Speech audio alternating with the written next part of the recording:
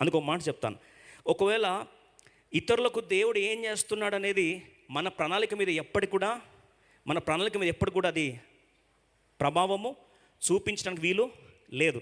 ఎందుకంటే ఇతరులకు ఏదైతే దేవుడు చేస్తున్నాడో అది మన మీద తీసుకొచ్చే ఆశీర్వాదానికి ఎప్పుడు అడ్డు ఉండదు. ఎంతమంది మాట నమ్ముతున్నారు?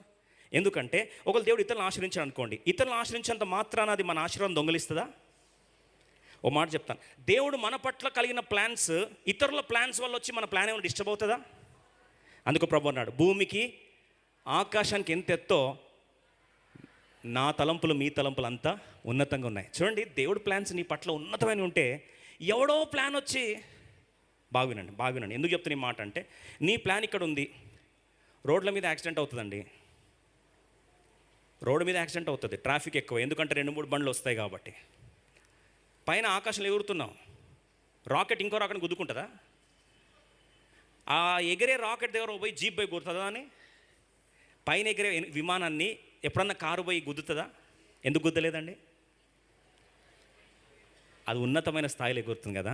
ఒక మాట చెప్తా, నీ ప్రణాళికలు ఇక్కడ ఉంటే దేవుడు నీ పట్ల ప్లాన్స్ ఎక్కడున్నాయి? ఆకాశం అంత. ఎప్పటికి కూడా వేరే వాళ్ళ ప్లాన్ వచ్చి నీ ప్లాన్ని ఎప్పుడు డిస్టర్బ్ చేయదో. ఈ మాట ఎంతమందికి అర్థమైంది? దేవుడి మాట స్థిరపరచును గాక.